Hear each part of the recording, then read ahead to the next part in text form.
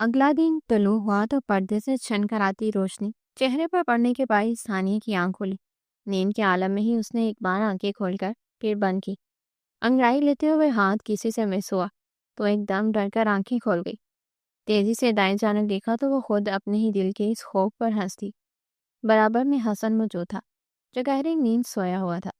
ہانیہ بے خودی کے عالم میں اس کا چہرہ دیکھے گئی، جہاں ماتھے پر بکھرے بورے بال اس کی وضاحت کو مزید بڑھا رہے تھے۔ حسن کا ایک بازو ہانیہ کے گرد حمائل تھا، جس پر سر رکھ کر ہانیہ رات میں سوئی تھی۔ وہ اس کے بازو سے اٹھ گئی کہ بازو تھک گیا ہوگا، پھر کوہنی کے بل نیم دراز سے اسے دیکھنے لگی۔ دل نے بے ساختہ خواہش کی تھی کہ اس کے ماتھے پر بکھرے بالوں کو سنوارے گی، اور وہ بغیر کچھ سوچے سمجھے اس خواہش کو عملی جامہ پہنائے گی۔ اپنے بالوں میں کسی کے ہاتھ کی سرسراہٹ کو محسوس کر کے حسن کی نیند ٹوٹی۔ مندی مندی آنکھیں کھول کر دیکھا تو مسکراتی ہوئی ہانیہ پر نگاہ پڑی، جس کے گال کا ڈمپل اس کی نظروں کو قید کر گیا۔ Good morning. ہانیہ نے اسے آنکھیں کھولتے دیکھا تو وہ بول اٹھی، مارننگ۔ حسن نے ہاتھ بڑھا کر اسے اپنے اوپر گرا کر خود سے قریب کرتے ہوئے جواب دیا، اٹھ جائیے جناب، دن چل چکا ہے۔ ہانیہ نے شرارت سے اس کی ناک دبائی۔ جب اتنی خوبصورت بیوی آپ کے پہلو میں موجود ہو، جس کا ڈمپل آپ کی جان لینے پر تلا ہو، تو کس کم وقت کا دل چاہے گا پھر اٹھنے کو؟ وہ اس کے بالوں میں منہ چھپانے کی کوشش کر رہا تھا۔ بری بات ہے حسن، یہ ہمارا گھر نہیں ہے، باہر بہت سے مہمان موجود ہے، اچھا نہیں لگتا یہ دیر سے اٹھ کر جانا۔ اٹھ جائے۔ وہ خود کی اس کی گرفت سے آزاد کرتے ہوئے فوراً بیڈ سے اٹھی۔ باہر ہوتی چہل پہل باقی سب گھر والوں کے جاگنے کا اعلان کر رہی تھی۔ اف، ایک تو یہ سورج میاں کو بھی کچھ زیادہ ہی جلدی تھی آج طلوع ہونے کی۔ بندہ یہی سوچ لیتے کہ میاں بیوی کی پرائیویسی میں نہ خلل ہو۔ وہ کسل مندی سے کہتا اٹھ گیا، جبکہ ہانیہ اس کی بات پر ہنستی ہوئی فریش ہوتے باتھ روم کی جانب بڑھ گئی۔ رات کا وقت ہو چلا تھا۔ ہانیہ اور حسن اپنے گھر آ چکے تھے۔ ڈنر کے بعد کافی کا دور چلا تو سب لوگ وہیں لاؤنج میں بیٹھے گپ شپ کرنے لگے۔ حسن کی کزنس نے ہانیہ کو اپنے گھیرے میں لیا ہوا تھا اور اسے چھیڑ رہی تھی، شرارتیں کر رہی تھی، جبکہ کچھ ہی فاصلے پر حسن بھی اپنے کزنس کے ساتھ بیٹھا تھا۔ اس کی نگاہیں بار بار ہانیہ کی جانب اٹھ رہی تھی، جس کا چہرہ بلش کر رہا تھا، اور حسن دلچسپی سے اس خوبصورت منظر کو اپنی نگاہوں میں قید کر رہا تھا۔ کچھ ہی دیر بعد ہانیہ نے جب حسن کی جانب نگاہ اٹھائی تو حسن اسے اوپر کمرے میں جانے کا اشارہ کیا۔ ہانیہ نے گھبرا کر جلدی سے نفی میں سر ہلایا کہ وہ یوں مہمانوں کے درمیان سے اٹھ کر کیسے روم میں جاتی۔ حسن نے اسے غور کر دیکھا، پھر دوبارہ اشارہ کیا۔ چھپ چھپ کے اشارے کرنے کیا؟ یوں سرد سے آہیں بھرنا کیا؟ چل ساتھ میرے محبوب صنم، جب پیار کیا تو ڈرنا کیا؟ حسن کے کزن معیز کی نگاہیں ان دونوں پر ہی جمی تھی۔ حسن کو یوں اشاروں سے باتیں کرتے دیکھ کر اس کی شرارت کی رگ پڑ گئی۔ تبھی وہ گنگنایا۔ حسن خجل سا ہو کر رہ گیا، جبکہ ہانیہ بھی چیم سی گئی۔ لالے، تجھے لائسنس مل گیا ہے اب بابی سے بات کرنے کا، تو یوں اشارے کیوں کر رہا ہے آنکھ بجھا کر؟ اگر کمرے میں جانے کا دل چاہ رہا ہے تو اٹھ، ہاتھ پکڑ کر بھابھی کا اور لے جا کمرے میں۔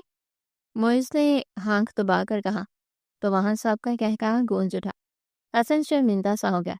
نہیں یار، بس ایسے ہی، نیند آ رہی ہے مجھے، کمزور سے لہجے میں اس نے صفائی دینے کی کوشش کی۔ جانتا تھا اب وہ لوگ اس کا ریکارڈ لگا دیں گے۔ نیند آ رہی ہے تو سو جا جا کر، بھابھی کو ابھی نیند نہیں آ رہی ہوگی نا؟ کیوں بھابھی؟ فہد نے بھی شرارتی نگاہوں سے اسے دیکھتے ہوئے اپنا حصہ ڈالا۔ سمجھا کرو نا فہد، شادی شدہ لوگوں کی فہرست میں آنے کے بعد بیوی کے بغیر نیند نہیں آیا کرتی، اور ان کی تو شادی ہوئے صرف 2 دن ہوئے ہیں۔ بے چینی بے قراری کو قرار کہاں آیا ہوگا ابھی؟ نشاط کی بات پر ایک بار پھر کہا پڑا تھا، کم بختو، تم لوگوں کی شادیوں پر میں نے تم لوگوں کو تنگ کیا تھا کیا، جو تم لوگ اب میری کلاس لگائے بیٹھے ہو؟ حسن کوئی راہ فرار نہ کر پا کر ان پر ہی چڑھ دوڑا۔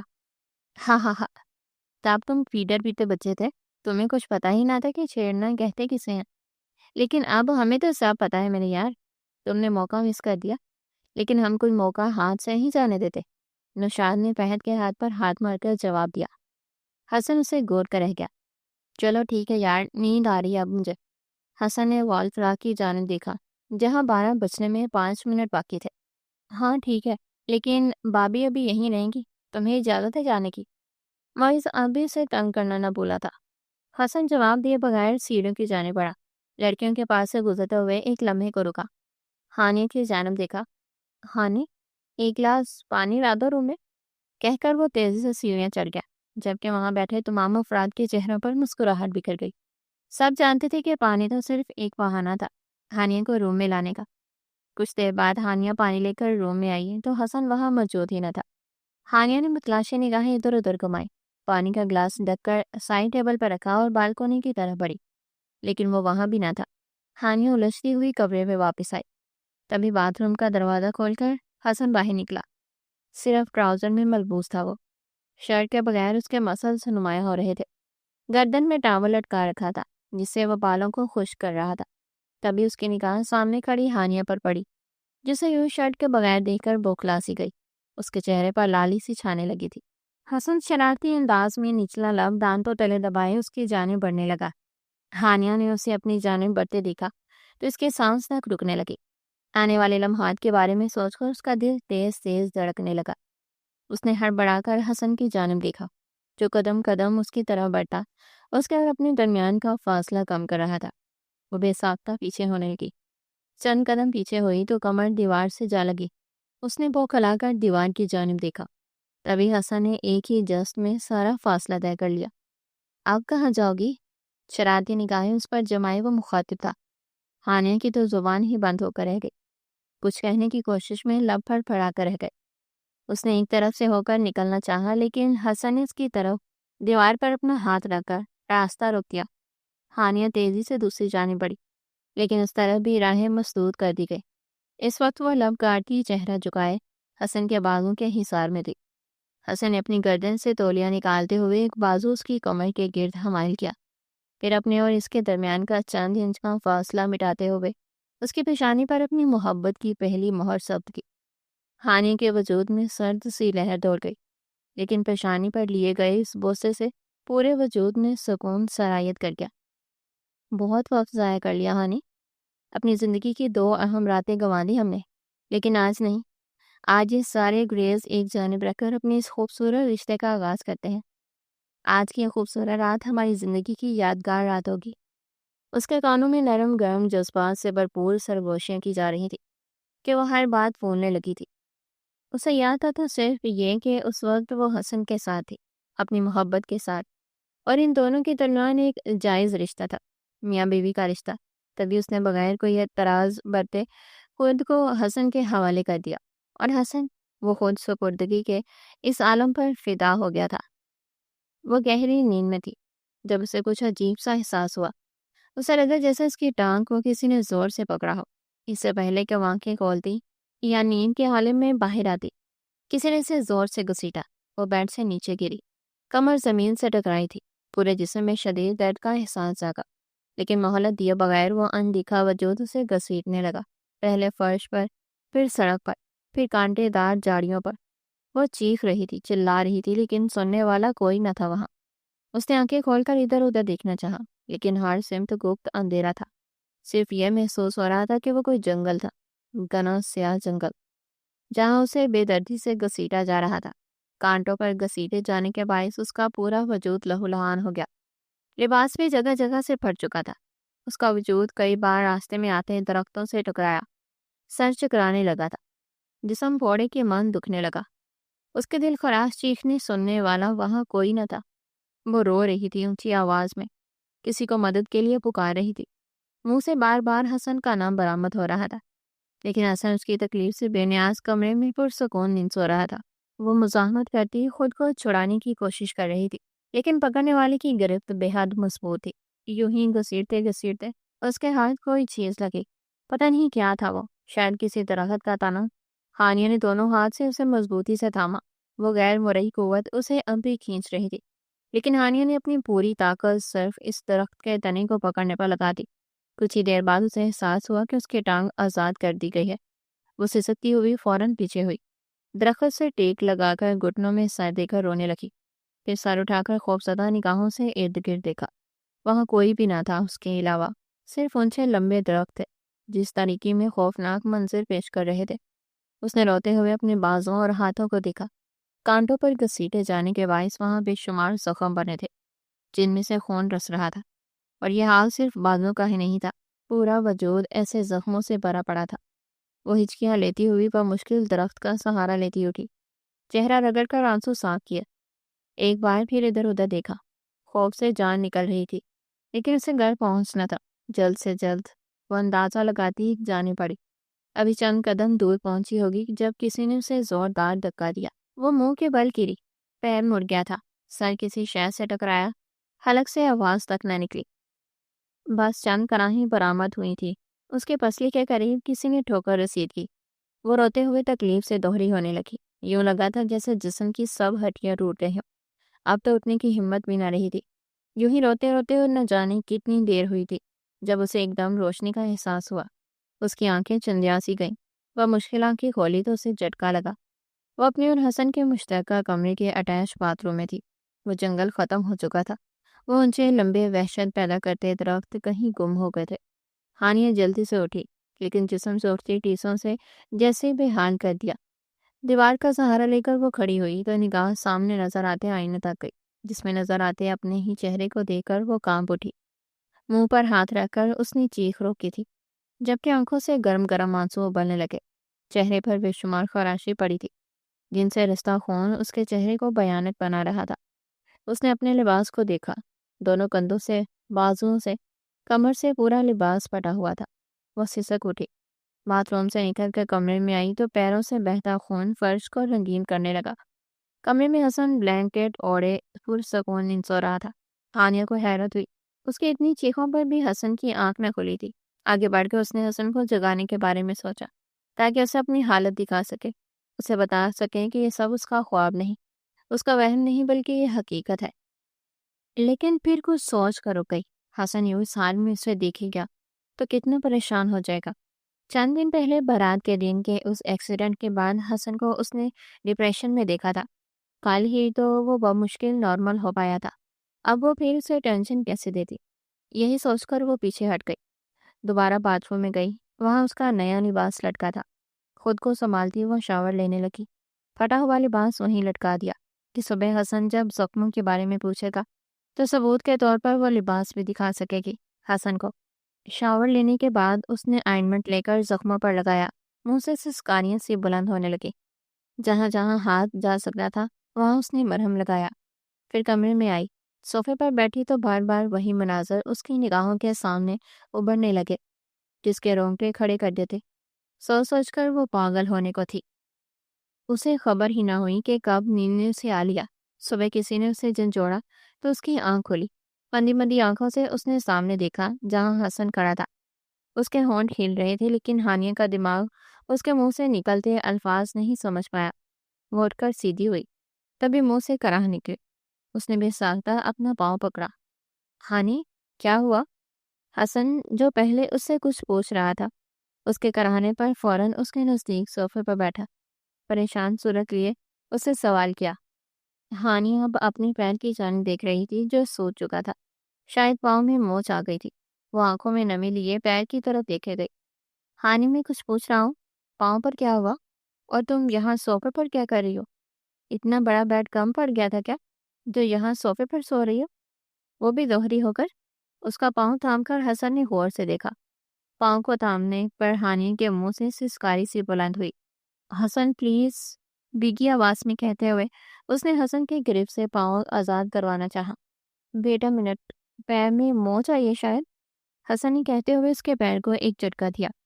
ہانیہ چیخ اٹھی تھی، جیسے جان لبوں پر آ گئی۔ ریلیکس یار۔ حسن نے اس کے چہرے کی جانب دیکھا جہاں تکلیف کے آثار نمایاں تھے۔ چوٹ کیسی لگے تمہیں؟ حسن نے سنجیدہ چہرہ لیے سوال کیا، اور وہ مناظر یاد کر کے ہانیہ کا دل بھرایا۔ حلق میں نمکین سا گولا پھنسنے لگا، کچھ بولنا بھی محال ہو گیا۔ ہانیہ، رونا بند کرو یار پلیز، تم سے شادی کرتے ہوئے خود سے عہد کیا تھا میں نے کہ تمہاری آنکھوں میں آنسو نہیں آنے دوں گا کبھی، اور تم اس دن سے ہی رو رہی ہو۔ حسن کے لہجے میں اس بار اذیت تھی۔ بات کرتے ہوئے اس نے ہانیہ کے رخساروں سے آنسو پہنچے۔ وہ نگاہیں جھکا گئی۔ اب کچھ بتاؤ گی؟ کیا ہوا؟ گر گئی تھی کیا؟ مجھے کیوں نہیں بلایا؟ آواز کیوں نہیں دی؟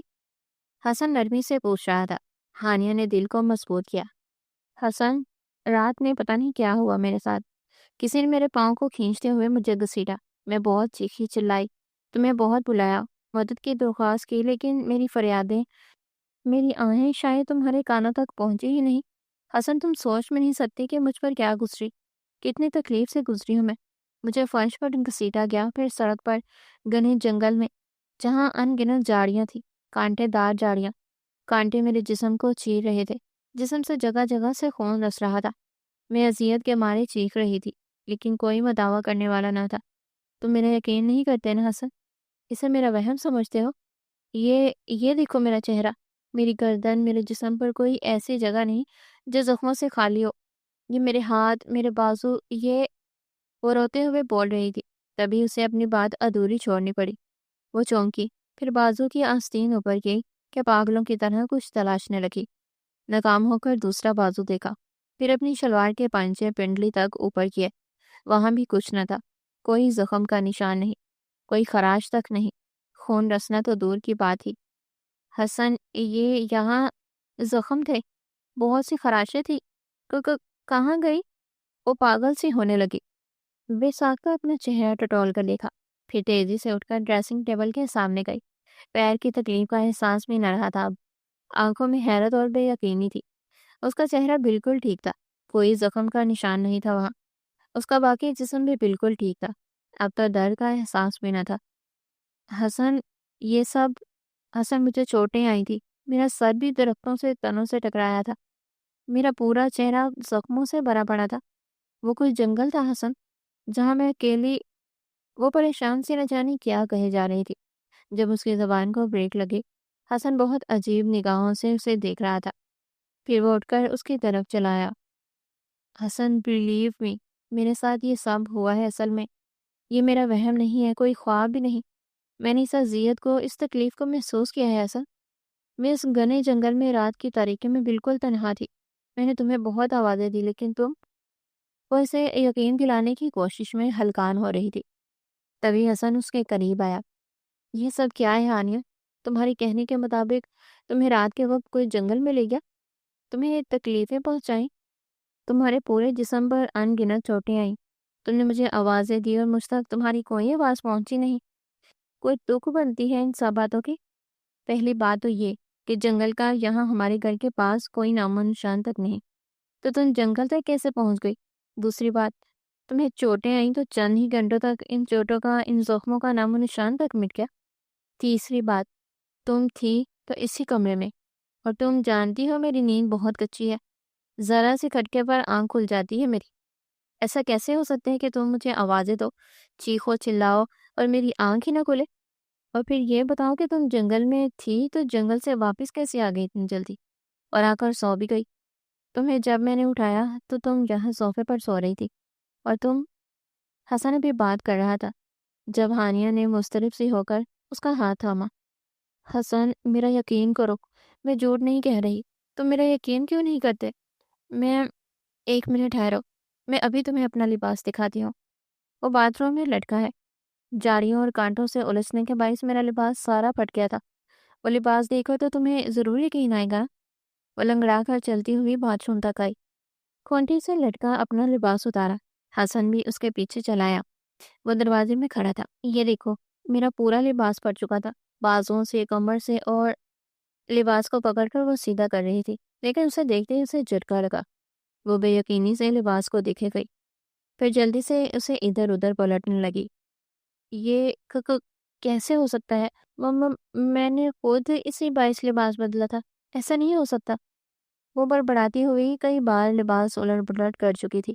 جب حسن نے آگے بڑھ کر اس کے ہاتھ سے قمیض پکڑی، اسے غور سے دیکھا، لیکن لباس بالکل صحیح سلامت تھا۔ پاگل مت بنو ہانی، روز بروز تمہاری ذہنی حالت خراب ہوتی جا رہی ہے۔ آخر کیوں تم یہ سب خیالات اپنے ذہن سے نہیں نکالتی؟ فار گاڈ سیک، بھول جاؤ یہ سب خیالات پاگل کر دیں گے تمہیں۔ دیکھو، کوئی چوٹ نہیں لگی تمہیں، لباس بھی بالکل ٹھیک ہے، پھر بھی تم یقین کرنے کو تیار نہیں کہ یہ سب صرف تمہارا خواب تھا یا کوئی وہم۔ خدا را رحم کرو اپنی حال پر بھی اور مجھ پر بھی۔ حسن اب جن چلا سا گیا تھا۔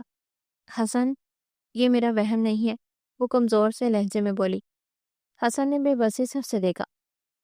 اچھا چلو، ریلیکس ہو جاؤ، پاؤں پہ پہلے ہی چوٹ لگی ہے تمہیں، پیر مزید متاثر ہوگا، ادھر آ کر بیٹھو، آرام کرو، میں ذرا فریش ہو لوں، پھر ناشتہ کر کے کہیں باہر چلتے ہیں۔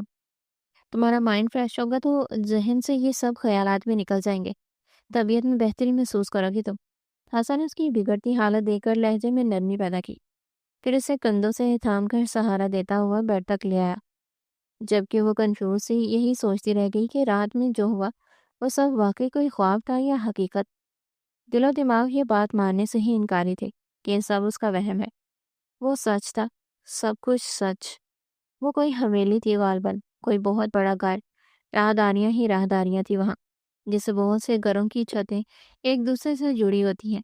वैसे ही इस हवेली की छत थी, जहाँ 400 पत्ते ही पत्ते बिखरे थे। खुश्क पत्ते, जैसे खजान के मौसम में दरख्तों के तमाम पत्ते जलकर जमीन को अपनी चादर में छुपा लेते हैं, वैसे ही इस हवेली की छत भी खुश्क और जर्द पत्तों में छुपी थी। वो अकेली इस हवेली की छत पर नंगे पैर इधर से उधर भागती फिर रही थी, जैसे किसी को तलाश कर रही हो। जर्द पत्ते उसके कदमों तले आकर चिरमिरा रहे थे, आवाज पैदा कर रहे थे, लेकिन वो इन पत्तों की आवाज से बेनियाज थी। उसके अंदाज में इस्तराब था, बेचैनी थी। वो एक वसी छत से गुजरकर अगली छत पर आई। वहां सीढ़ियां बनी थी। वह तेजी से सीढ़ियां उतरी, निगाहें कुछ तलाश कर रही थी, लेकिन फिर मायूस लौट आईं। सीढ़ियां उतरकर सामने फिर एक वसी और रेज छत थी, जो वैसे ही खुश्क पत्तों से ढकी थी। वह इन पत्तों पर चलती हुई फिर आगे बढ़ी। आगे फिर सीढ़ियां ही सीढ़ियां थी। वह इन सीढ़ियों पर चढ़ती चली गई। सामने बहुत सी राहदारियां बनी थी, जहाँ एक राहदारी में सुर्ख गुलाब के फूल ही फूल बिखरे थे। उस राहदारी के दोनों तरफ बहुत सी मशलें रोशन करके रखी गई थी, जैसे किसी ने इस राह को फक्त उसके लिए सजाया हो। इन फूलों को, इस सजावट को देखकर उसके लबों पर बहुत खूबसूरत मुस्कान उभरी। चेहरा चमक उठा था। वो मसरूर सी अपने नंगे पैर नरमी से उन फूलों पर रखती आगे बढ़ने लगी। जैसे जैसे वो आगे बढ़ रही थी, वैसे वैसे सामने सजी मशालें खुद ब खुद रोशन होती जा रही थी और इसकी खुशी को मजीद बढ़ा रही थी। उस लंबी राहदारी का इख्तिताम एक बड़े से दरवाजे पर हुआ। दरवाजे पर चंद अल्फाज लिखे थे। उसने आंखें सुकेड़ कर इन अल्फाज को पढ़ने की कोशिश की। वेलकम टू माई वर्ल्ड हानिया। वो अल्फाज थे, ये कोई जादू जो हानि के पूरे वजूद पर एक सहर तारी कर गए। उसने दरवाज़ा खोला। गुमान था कि दरवाजे के उस पार कोई कमरा होगा, लेकिन उसकी आंखें खुली की खुली रह गई। सामने इंतहाई खूबसूरत मंजर था। रात का वक्त, सामने आसमान पर चांद का बड़ा सा थाल था, जिसने अपनी दोधिया रोशनी से हर चीज को रोशन कर रखा था। काफी दूर एक झील थी, जिसमें चांद का अक्स नजर आ रहा था और यूं महसूस हो रहा था जैसे जमीन पर दो चांद उतर आए हों। उस झील के दरमियान एक बहुत खूबसूरत पिलर्स पर खड़ी चौकोर छत थी, जिससे सफेद रंग की रोशनी से फूट रही थी। उस जगह से दरवाजे तक एक लंबी और पतली सी सड़क बनी थी, जिसकी चौड़ाई इतनी थी कि उस पर बैक वक्त फकत 2 लोग गुजर सकते थे। और सड़क के दोनों तरफ भी रोशनियां थी, जैसे बहुत से जुगनू तरतीब से वहां डेरा जमाए बैठे हों। वो किसी ट्रांस की सी कैफियत में चलती हुई आगे बढ़ी। दरवाज़ा पार करते ही उसका लिबास बदल चुका था। सफ़ेद परियों के से लिबास में वो कोई शहजादी मालूम हो रही थी। ऊपर से चेहरे की अलवई मुस्कान उसके हुस्न को मजीद बढ़ा रही थी। वो जुगनी उड़कर अब उसके गिर्द मंडलाने लगे, लेकिन वो सीध में देखती आगे बढ़ने लगी। झील के अतराफ में दरख्त ही दरख्त थे, जिस नीम अंधेरे में और चांद की चांदनी में खासे हैबतनाक महसूस हो रहे थे। लेकिन आज उसे बिल्कुल खौफ महसूस न हो रहा था। यूं ही चलते चलते वो इस छत के करीब आन रुकी। वहां एक बेंच मौजूद था, जिस पर कोई वजूद बड़ी शान से बराजमान था। उसकी हानिया की जानिब पुश्त थी। हानिया चमकता चेहरा लिए उसकी पुश्त को देखे गई। मैं आ गई, खुशी से भरपूर लहजे में बताया गया था। उसकी बात सुनकर चंद पल के तवक्कुफ के बाद वो वजूद उठा। तुम्हें आना ही था हानिया। मैंने कहा था ना कि तुम एक दिन सारी दुनिया को छोड़कर मेरे पास आओगी, खुद अपनी मर्जी से। वो तिलिस्माती आवाज गूंजी थी, जिसने हानिया की दिल को अपने सहर में जकड़ा था। हानिया चौंकी थी इस आवाज पर। जब तो तुम, वो एकदम खौफ से लरज कर रह गई। 2 कदम पीछे लिए थे, तभी वो जोध इसकी जाने बढ़ा। हानिया के मुंह से चीख निकली। वह एकदम उठकर बैठी। सांस इंतहाई तेज चल रहा था। पूरा वजूद पसीने से शराबोर था। उसने खौफजदा निगाहों से इधर उधर देखा। वो सारा मंजर गायब हो चुका था। वो चांद, वो जुगनू, वो तिलिस्माती माहौल, कुछ भी तो ना था। वो अपने कमरे में मौजूद थी। उससे कुछ ही फासले पर हसन गहरी नींद सो रहा था। हानिया ने गहरा सांस लिया, फिर साइड टेबल पर पड़े जग से گلاس میں پانی ڈیلا اور ایک ہی سانس میں سارا پانی ختم کر گئی۔ نیند خراب ہو چکی تھی، اب سو پانا مشکل تھا۔ ایک نظر حسن پر ڈال کر وہ کمبل ہٹاتی اٹھی اور کھڑکی میں جا کھڑی ہوئی۔ بکھرے بال تھے اور پریشان صورت، بار بار لب کاٹتی وہ اپنی اضطراب کو کم کرنے کی کوشش کر رہی تھی۔ 6 ماہ ہو چکے تھے ان کی شادی کو، اور پچھلے 2 ماہ میں 10 سے 15 بار وہ یہ خواب دیکھ چکی تھی۔ ہر بار ایک ہی منظر، ایک ہی حویلی، وہی وسیع و عریض چھتیں، وہی راہداریاں، کچھ بھی تو نہ بدلا تھا۔ ہاں لیکن آج خواب کا زیادہ حصہ نظر آیا تھا اسے۔ پہلے وہ صرف دروازے تک پہنچتی اور خواب ٹوٹ جاتا، لیکن آج اس نے دروازے کے پار کا وہ منظر بھی دیکھ لیا۔ خواب میں وہ اس بڑے سے گھر کے مختلف پورشن سے گزرتی ہوئی نہایت مطمئن تھی، یہ جیسے اس کا اپنا گھر ہو، جیسے اس کی ملکیت ہو وہ گھر، جبکہ آج تک ہانیہ نے وہ گھر، وہ حویلی اصل میں نہ دیکھی تھی، اور جو جگہ اصل میں دیکھی ہی نہیں، بلا وہ خواب میں کیوں نظر آتی تھی۔ اور ایک بار نہیں، بار بار ہانیہ نے یہ گھر خواب میں دیکھا۔ کیا تعلق تھا اس حویلی کا ہانیہ کی ذات سے؟ وہ الجھ رہی تھی۔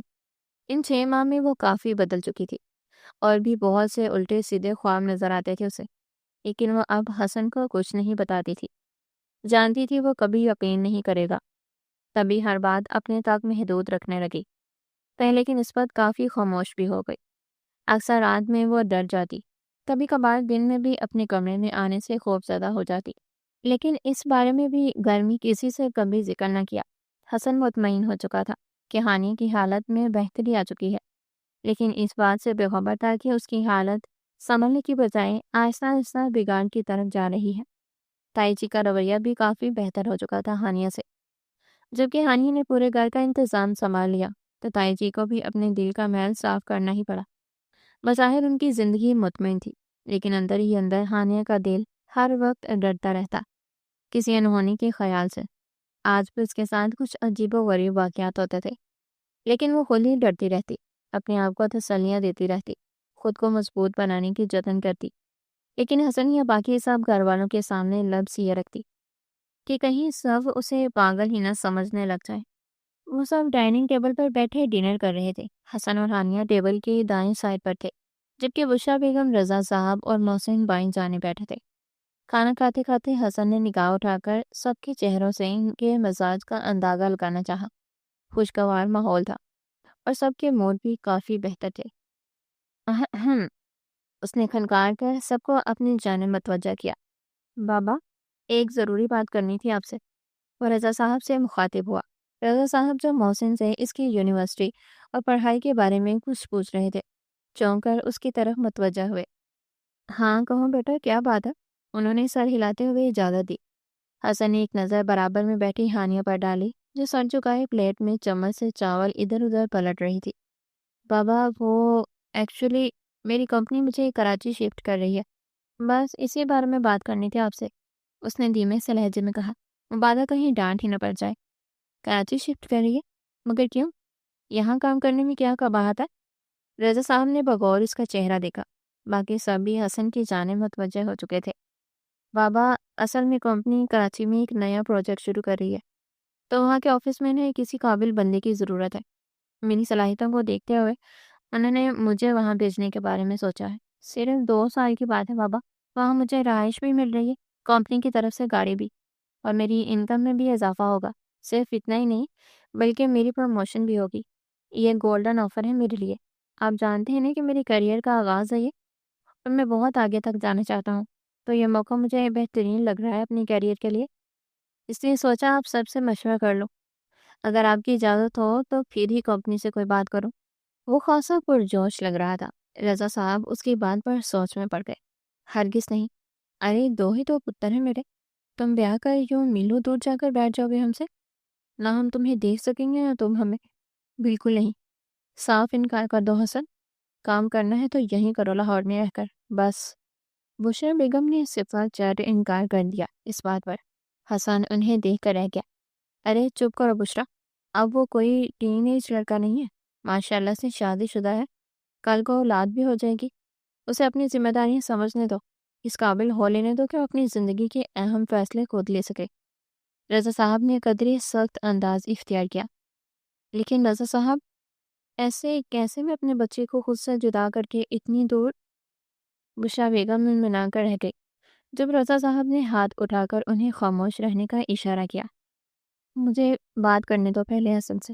ان کے کہنے پر بشرا بیگم منہ کے زاویہ بگاڑتی خاموش ہو گئی۔ ہاں تو برخودار، تم بتاؤ، تم کیا چاہتے ہو؟ میرا مطلب تم راضی ہو جانے کے لیے؟ رضا صاحب نے اس کی خواہش جاننی چاہی۔ بابا سچ پوچھے تو آپ لوگوں سے دور تو میں بھی نہیں جانا چاہتا، لیکن اگر اپنے مستقبل کے بارے میں سوچو تو یہ موقع مجھے بہترین لگ رہا ہے۔ مجھ سے سینئرز بھی موجود ہیں آفس میں، لیکن باس نے ان کی بجائے مجھے چنا ہے اس پروجیکٹ کے لیے۔ ہو سکتا ہے یہ موقع میری قسمت کا ستارہ چمکا دے۔ حسن نے سر جھکاتے ہوئے جواب دیا۔ رضا صاحب ہنکار بھر کر خاموش ہو گئے، پھر چند لمحے کچھ سوچا اور ہانیہ کی طرف دیکھا۔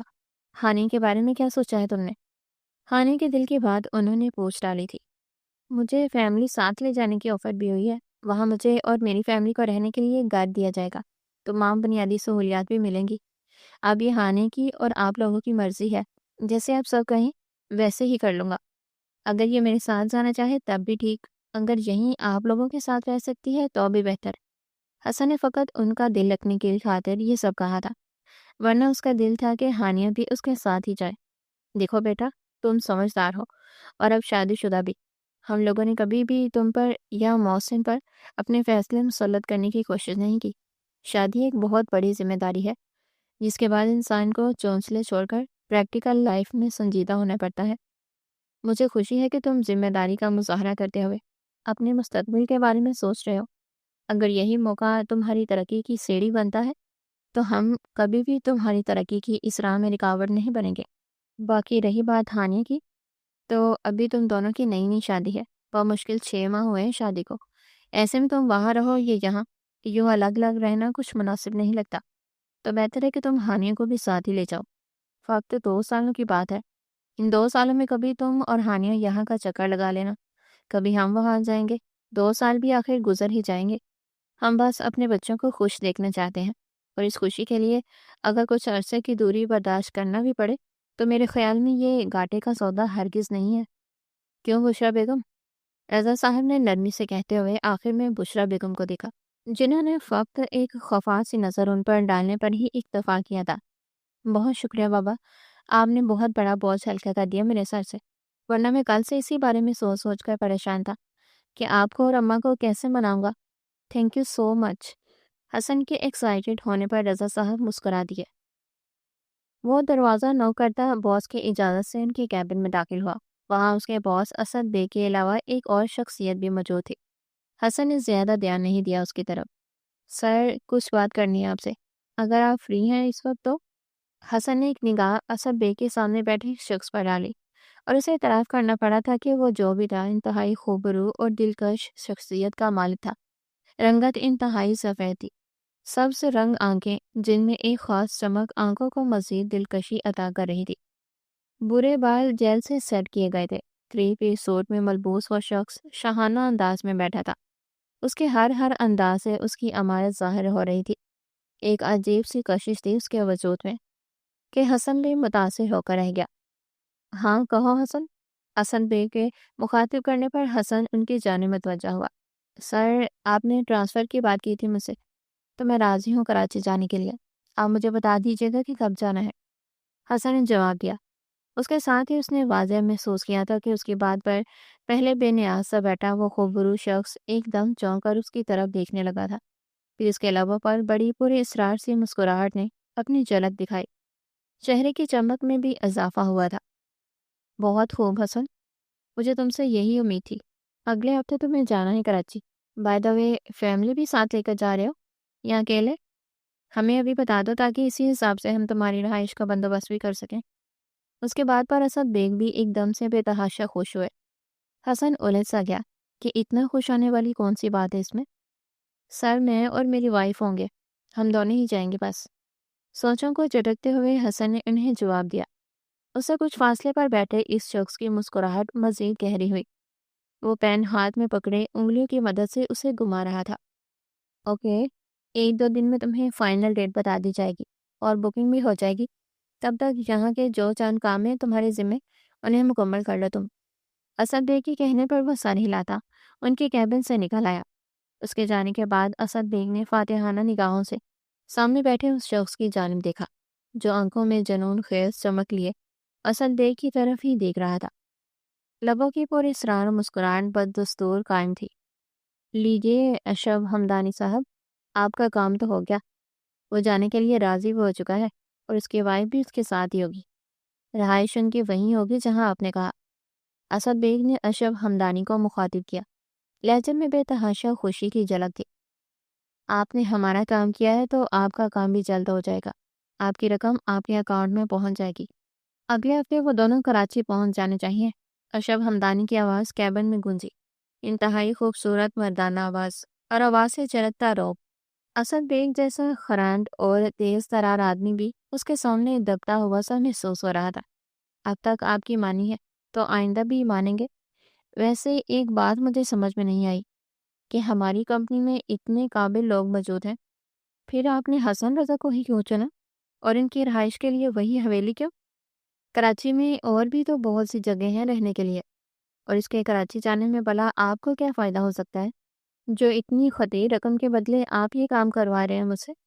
اسد بیگ نے آنکھیں سکیڑ کر اشرف ہمدانی کو دیکھا۔ جب کسی انسان کو مفت میں آم مل رہے ہوں تو اسے صرف آم کھانے سے مطلب ہونا چاہیے، گٹلیاں گننے میں اپنا وقت اور انرجی کیوں ضائع کر رہے ہیں آپ؟ اشرف ہمدانی کی بات پر اسد بیگ گڑبڑا کر رہ گئے۔ اس کا لہجہ صاف صاف یہ بات جتا رہا تھا کہ اس کا ذاتی معاملہ ہے اور اسد بیگ اس معاملے میں مداخلت نہ ہی کرے تو بہتر ہے۔ خیر، میں چلتا ہوں اب۔ آپ کی اور میری کمٹمنٹ بس یہی تک تھی۔ شام تک آپ کی رقم آپ کے اکاؤنٹ میں ٹرانسفر ہو جائے گی۔ اشرف ہمدانی اٹھا۔ اسد بیگ نے بھی کھڑی ہو کر الوداعی مسافے کے لیے ہاتھ بڑھایا۔ اشرف نے فقط ایک نگاہ اس کے بڑے ہوئے ہاتھ پر ڈالی، پھر ہاتھ ملائے بغیر کوٹ جٹک کر سیدھا کرتے ہوئے کیبن سے نکل گیا، جبکہ اسد بیگ بڑبڑاتے ہوئے کرسی پر بیٹھ گئے۔ وہ اسد بیگ کے کیبن سے نکل رہا تھا جب نظر سامنے ٹیبل کے پیچھے بیٹھے حسن پر پڑی۔ ایک طنزیہ مسکراہٹ نے اشرف ہمدانی کے لبوں کو چھوا۔ آنکھوں میں استحضاء کا رنگ غالب تھا۔ بے نیازی سے متوازن چال چلتا ہوا وہ لفٹ کا بٹن پریس کرتا اندر داخل ہوا۔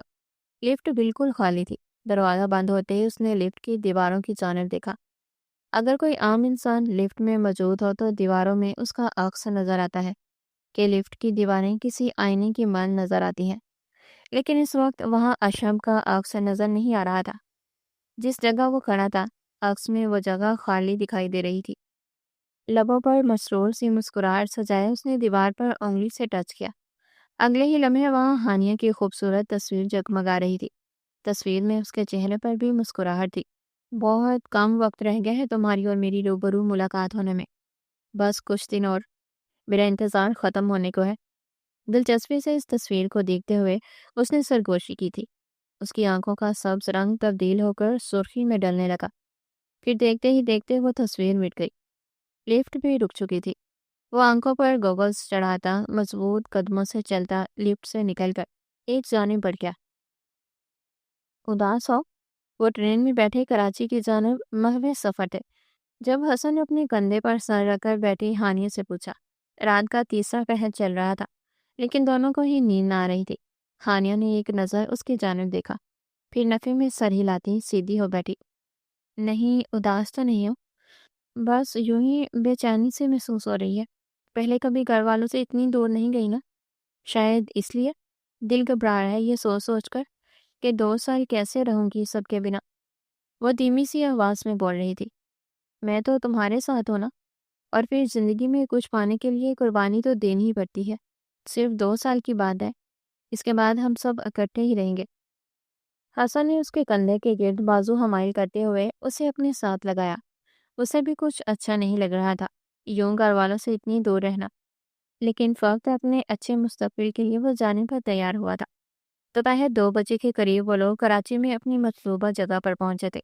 سامنے حویلی کا بڑا سا آہنی گیٹ دکھائی دے رہا تھا۔ آؤ، حسن کے کہنے پر وہ بھی اپنا بریف کیس گھسیٹتی ہوئی اندر داخل ہوئی۔ وہ حویلی اب ان دونوں کے سامنے تھی۔ دونوں دائرانہ جائزہ لے رہے تھے اس جگہ کا۔ سامنے کا پورشن جدید انداز میں تعمیر کروایا گیا تھا جہاں حسن اور ہانیہ کو قیام پذیر ہونا تھا۔ تھوڑا سا آگے بڑھنے پر حویلی کا وہ حصہ نظر آنے لگا جو کھنڈر کی سی شکل اختیار کر چکا تھا۔ حویلی تا حد نگاہ پھیلی ہوئی تھی۔ ہانیہ ٹھٹک سی گئی اس حویلی کو دیکھ کر۔ کچھ عجیب سا احساس ہوا تھا اسے۔ وہ کراچی پہلی بار آئی تھی، لیکن یوں محسوس ہو رہا تھا جسے اس حویلی سے، اس گھر سے اس کا بہت پرانا اور پکا رشتہ ہو، جیسے وہ پہلے بھی اس حویلی کے در و دیوار سے واقفیت رکھتی ہو۔ وہ اس حویلی کو پہلے بھی کہیں دیکھ چکی تھی، لیکن کہاں، یہ ذہن میں نہیں آ رہا تھا۔ وہ اپنے ہی خیالوں میں الجھی ہوئی حویلی کے پرانے حصے کو دیکھے جا رہی تھی جب اسے تپش کا احساس ہوا۔ اس نے چونک کر ادھر ادھر دیکھا، تبھی کسی نے اس کے کان کے قریب سرگوشی کی، welcome to my homeland. Hania خوف سے سرد پڑنے لگی۔ یہ آواز وہ پہچانتی تھی، یہ آواز، یہ لہجہ اس کے لیے اجنبی ہرگز نہ تھا۔ تو کیا وہ یہاں بھی آن پہنچا تھا؟ اس کے ریڑھ کی ہڈی میں سنسنی خیز لہر دوڑ گئی۔ تپش کا احساس ختم ہو چکا تھا۔ وہ آنکھوں میں ہراس لیے کھڑی تھی جب حسن نے اس کے شانوں کو تھاما۔ کہاں کوئی ہو یار؟ کب سے بلا رہا ہوں، چلو اندر چلے۔ حسن کے کہنے پر اس نے خالی خالی نگاہوں سے اسے دیکھا، پھر ایک نظر حویلی کے پرانے حصے پر ڈالی، جس کے بڑے سے داخلی دروازے پر ایک بڑا اور وزنی تالا ڈالا گیا تھا۔ گھر دیکھ کر حسن کا موڈ فریش ہو چکا تھا۔ تبھی وہ ہانیہ کو ساتھ لیے اندر کی جانے بڑھ گیا، جبکہ ہانیہ کی نگاہیں حویلی کے پرانے حصے پر ہی جمی تھی۔